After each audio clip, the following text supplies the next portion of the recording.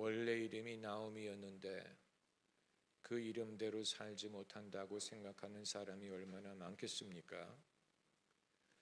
그건 상징적인 예표적인 사건으로서 원래 나오미의 이름이 나오미였다는 사실은 우리가 죄 중에 잉태하고 애초부터 죄인이라고 말하지만 하나님이 아담을 만드실 때 당신의 형상으로 지으시고 보기에 좋았도다라고 하신 것을 보면 탕자가 원래 거지요 실패자가 아니고 부자 아버지를 둔 귀중한 집의 아들이었다가 탕자가 되었고 그리고 회개하여 다시 아버지 집으로 돌아왔다는 이 사실이 예표가 돼서 우리가 애초부터 추한 자, 악한 자, 죄인의 그런 정체성으로 시작한 존재가 아니고 까마득한 옛날일 수는 있어요. 우리가 잊어버린 더 이상 내 마음에 그 예표를 남기지 못한 까마득한 옛날일 수 있지만 원래 하나님이 나를 귀중하게 지으셨다. 그러나 도중에 내가 더러워졌다. 도중에 내가 그것을 더 이상 감당하지 못하게 되었다. 여러분, 제가 대학생활 할 때 대학교뿐만이 아니고 고등학생도 마찬가지죠. 그 젊은이들 중에 학교 다니는 젊은이들 중에 모태신앙과 교회 다니는 애들이 얼마나 많을지는 아무도 알 수 없는 이유가 학교에 와서는 그것을 다 숨기기 때문이에요. 그렇기 때문에 믿는 사람과 안 믿는 사람으로 갈라지는 게 아니고 자기의 믿음을 드러내는 사람과 숨기는 사람으로 갈라지는 것입니다. 젊은이들의 문화가 그렇습니다. 그럼 왜 그렇게 됐느냐 하는 거예요. 왜 자기가 교회 다닌다는 사실, 예수 믿는다는 사실을 숨기느냐? 그건 믿음이 부족하고 용기가 없어서가 아니고 마라와 같은 거예요. 원래 자기가 나옴이지만 자기의 경험이 너무 쓰기 때문에 내가 더 이상 이 이름을 감당할 수 없다. 거기에 자격지심을 얻는 거예요. 그래서 사람들 앞에 자기가 크리스찬이라고 말하게 되면 사람들이 당신 크리스찬인데 왜 그러냐 이 말을 할 거라고 두려워하기 때문에 나는 이 이름을 불릴 자격이 없다라고 생각을 하는 것입니다. 그렇기 때문에 숨기는 거예요. 숨기는 사람이 세상에 얼마나 많을지 몰라요. 아마 여러분 주변에도 많고 우리가 통계를 믿을 수 없는 이유가 사람이 정말로 그 믿음의 여부를 숨기고 있는 한 겉으로 나타나는 통계로 여기에 예수 믿는 사람, 거듭난 사람이 몇 사람인지 알 수가 없는 것이죠. 하나님이 당신의 자녀에게 떡을 주실 줄을 믿고 생선을 주실 줄을 믿고 알을 주실 줄을 믿고 이것이 중요한 것이지 누가 나를 알아주고 위로의 말을 해주고 소속감을 주고 누가 나에게 애정을 베풀고 이것이 중요할 수는 있죠. 그러나 그건 어디까지나 주님을 섬기는 자의 입장으로서 하는 것이지 그게 소스는 아니에요. 근원은 하나님에게 있다는 사실이 할렐루야. 만복의 근원 하나님. 만복의 근원이 사람에게 있는 게 아니고 아버지에게 있는 것도 아니고 야곱이 이삭에게 복을 빌었지만 만복의 근원이 이삭에게 있는 게 아니고 하나님에게 있는 것이고 이삭의 역할은 하나님의 이름으로 그것을 축복하는 것뿐이지 정말 야곱이 복을 받느냐 못 받느냐 하는 것은 하나님이 허락하실 부분이에요. 할렐루야. 여러분 이 사실을 우리가 믿습니다. 여러분은 여러분의 인생이 얼마만큼 복을 받았다고 생각하세요? 스스로 얼마나 복을 누리고 있다고 생각하세요? 거기에서 여러분의 믿음의 스케일을 볼 수 있을 거예요.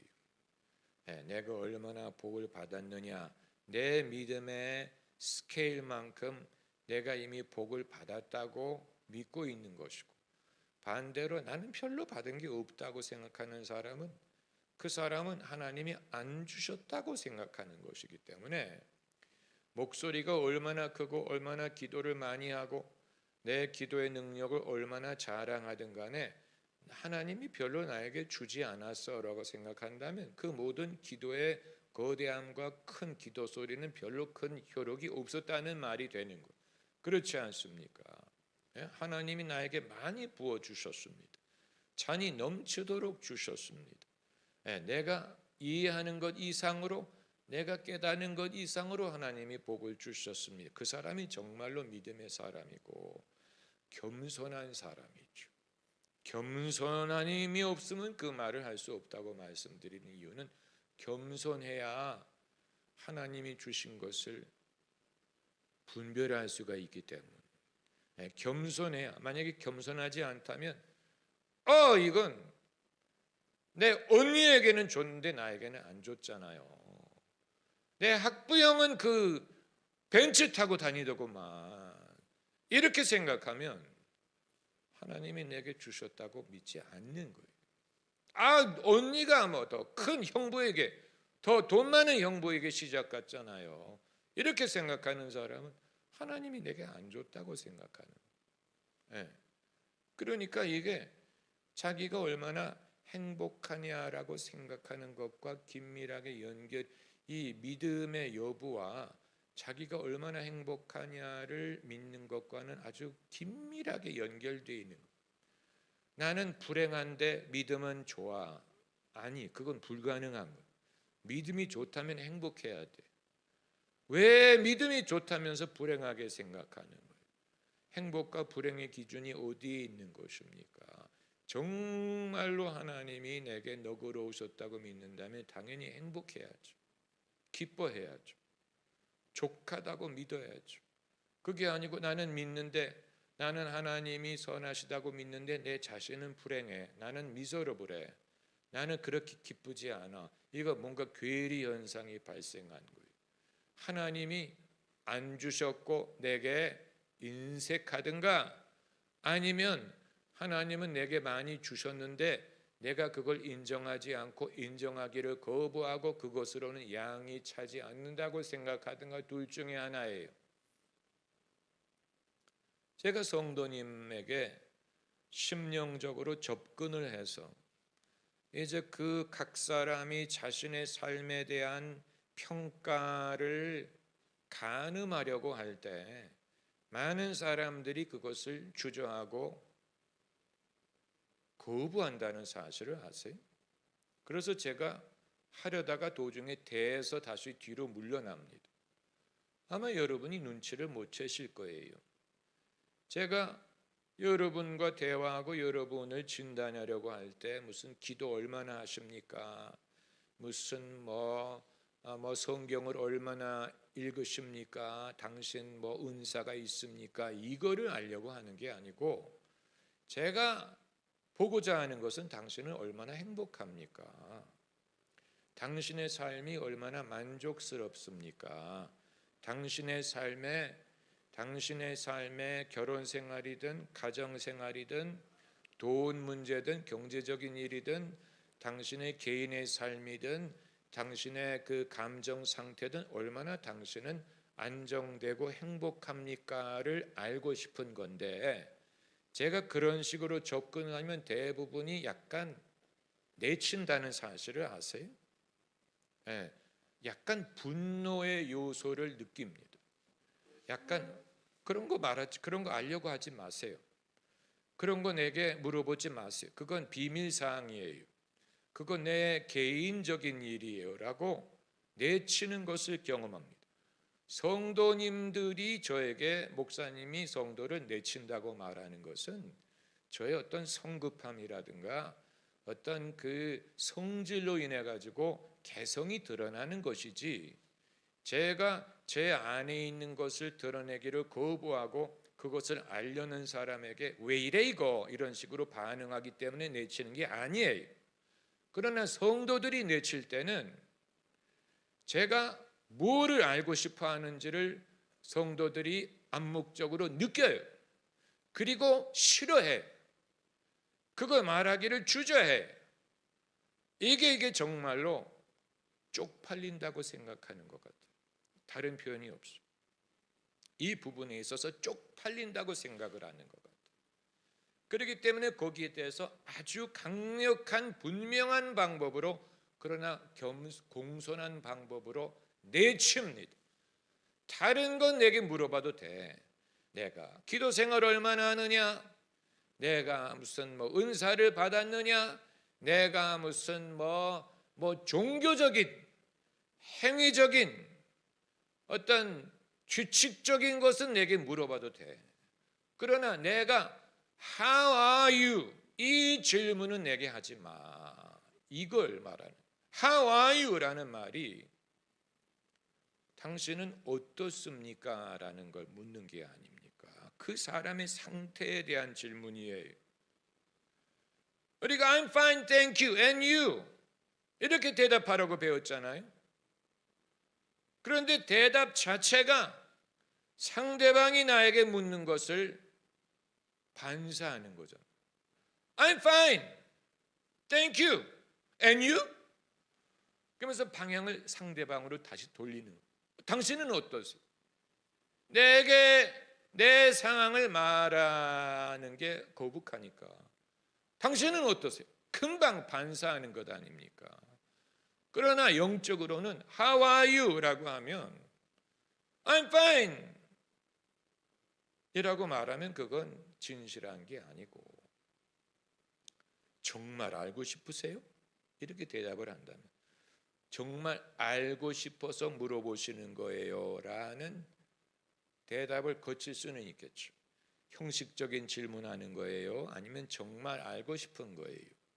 그리고 정말 알고 싶기 때문에 묻는 것이라고 느껴진다면 내가 어떻게 말하면 이것을 쉐어할 수 있을까 하는 고민이 있어야 되지 않겠습니까? 그렇잖아요. 내가 이거를 안 말할 수 없는데, 그러나 어떤 식으로 말하면 좋을지 서로 합의를 본 규칙 같은 게 좀 있기를 바라는 게 있겠죠. 그냥 덮어놓고 요즘에 나는 정말 죽지 못해 살아요 이렇게 말하면 너무 거칠게 들리니까 어떤 식으로 내가 말하면 상대방이 당황하지 않고 도를 넘지 않고, 그러나 상대방이 정말로 내게 묻는 것에 대하여 내가 정직하고 그리고 덕이 될 만한 말을 대답을 할 수 있을까에 대한 합의와 동의가 어느 정도는 필요하겠죠.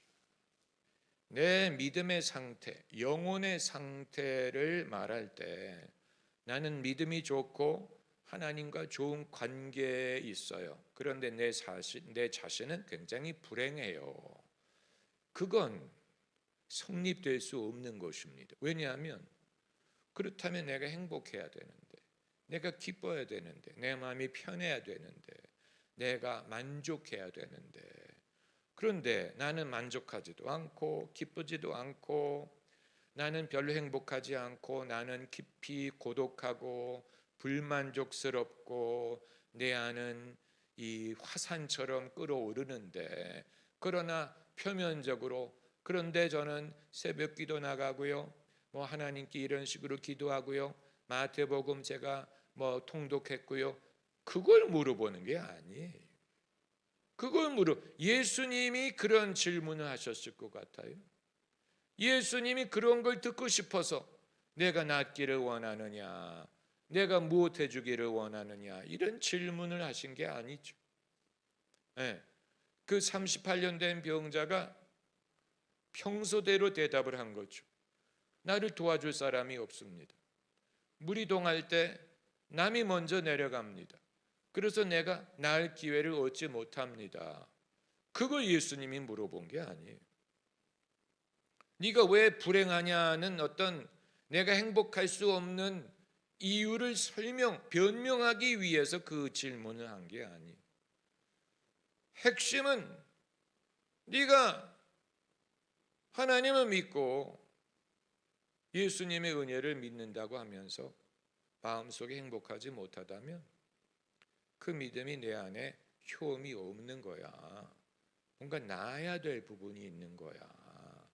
그걸 예수님이 고치실 줄을 믿는 것입니다. 할렐루야. 할렐루야. 그리고 우리가 서로에게 당신도 낫기를 원하세요라고 물어볼 수 있게 되기를 바라는 것이죠. 미니스트리를 배우는 게 그겁니다. 서로에게 내 자신이 나음을 경험을 했고 서로에게 당신도 낫기를 원하십니까? 라고 물을 수 있고 그리고 나을 수 있도록 도와주는 그게 미니스트리의 목적이. 그 이외의 것은 다 종교행위. 거기에 이르지 못하는 건 다 배부르게 하지 못하는 종교행위요. 형식. 그 핵심에 미치지 못하는 형식적인. 여기 우리가 너무 익숙해졌죠. 그게 의도는 아니었을 거예요. 어떤 주의 종도 형식적인 것을 하려고 그걸 장려하지 않았을 거예요. 그러나 한참 하다 보니까 성도들이 그걸 환영하지 않는 것 같아. 불편해. 그리고 나도 들여다보고 싶지 않아. 들여다보면 너무 시커멀 것 같아. 나도 당황하고 그 사람도 당황할 것 같아. 그러면 어떻게 할까? 저 사람이 감당할 수 있는 범위 안에 그 멀리서 바라보는 차원에서 신앙생활을 하도록 해야 되겠지. 나도 그 이상을 가지 않고. 진짜 미니스트리를 우리가 배운다고 하지만 이게 상당한 용기가 필요하고 그리고 깊이가 요구되는 것입니다. 내게 이런 두려움이 있습니다라고 말을 하는 것과 말을 하지 않지만 그게 보이는 것은 큰 차이가 있어요. 말을 하지 않는다고 해서 두려움이 안 보이는 게 아니고 그 부분이 하나님과 여러분 사이에서 먼저 해결을 받으셔야 될 부분. 내가 예수를 믿을 때 성령을 받았느냐? 그 말은 바울이 내가 줄게 라는 의도로 하는 말이 아니잖아요. 주시는 분은 예수님이지. 마찬가지. 그러나 그 질문을 해야 그 사람이 받을 수가 있는 것이죠. 할렐루야. 마찬가지로 우리가 낫기를 원하세요라고 물을 때 내가 낫게 해주겠다라는 말을 하는 건 아니죠. 낫게 하시는 분은 주님이시니까. 그러나 그걸 물어보고 낫기를 원합니다라고 할 때 이제 주님에게 나음을 얻을 수 있는 길이 열리는 것입니다. 상대방의 중심에 있는 두려움을 보고 그냥 넘어가게 되면 그건 미니스트를 하다가 멈추는 것이 됩니다. 나는 그거 감당할 자신이 없어요. 내가 누구라고. 그러면 그 사람에게 미니스트를 하려고 하지를 말든가. 네?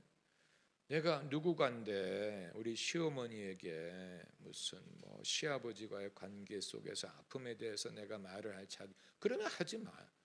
그분은 여러분의 양이 아니. 그러나 여러분이 이 부분에 있어서 저분은 내 시스터와 같고 내가 겪은 일을 저분이 겪은 것 같고 남의 일처럼 여기지 않고 내가 마음이 쓰이고 내가 저분이 불행한 것이 나에게도 아픔이 된다. 그때 이제 그 사람이 여러분의 양이 되는 거고 여러분이 그 사람을 도와줄 수 있는. 우리가 이 세상의 모든 불행을 해결할 의무가 있는 건 아니에요. 예수님도 그렇게 하려고 하지 않으셨죠. 그러나 이 하나님이 내게 붙여주시는 내 자식과 같은 내 아들과 같은 딸과 같은 시스터와 같은 형제와 같은 친구와 같은 그런 사람은 내가 그냥 외면하고 없는 것처럼 하게 되면 나는 직무유기가 되는 거예요. 직무유기. 주님이 마지막 심판 날에 직무유기에 대해서 우리에게 물어보실 것 같아요.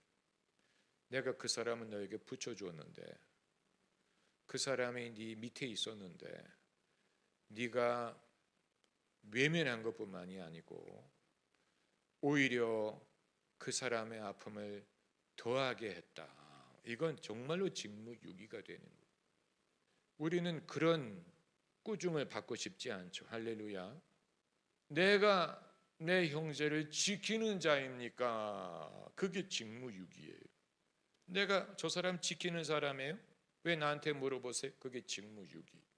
예수님도 제자들과의 관계 속에서 아주 조심스럽게 지혜롭게 일을 행하셨음을 볼 수 있습니다. 예수님이 언급을 하셨을 때 결코 그것을 제지하지 못하신 경우는 가룟 유다 한 사람뿐이죠.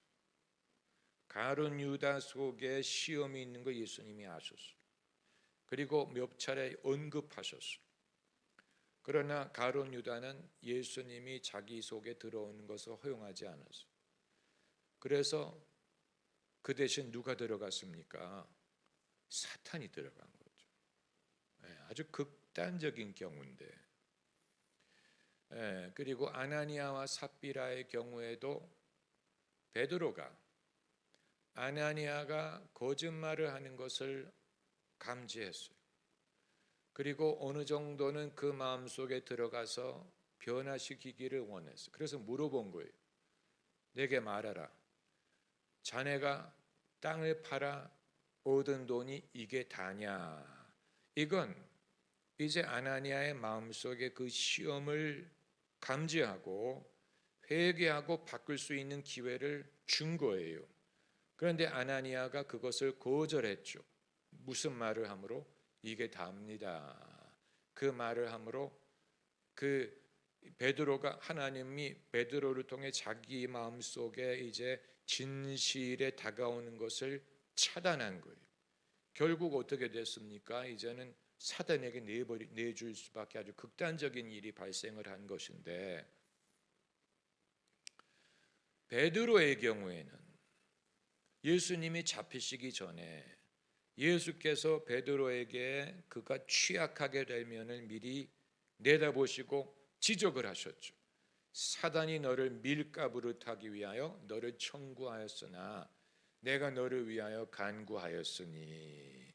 그러니까 이제 예수께서도 베드로가 연약한 순간에 그런 과정을 겪게 되지만 다시 회복될 것을 기도하신 거고 그렇게 된 거고, 그래서 베드로가 이 회복이 된 다음에 형제들을 돌볼 수 있게 된 것입니다. 사람의 영혼에 다가가는 것이 이런 것입니다. 이게 위험이 많아요. 위험천만한 일이에요. 어떤 결과가 나올지 몰라요. 그러나 우리가 성령에 힘입어 미니스트리를 배우려고 한다면 이것을 건너뛸 수 없어요. 이걸 건너뛰려고 하는 사람은 이 미니스트리를 하다가 말 거예요. 그리고 미니스트리를 하려면 여러분이 미니스트리를 받아본 적이 있어야 돼요.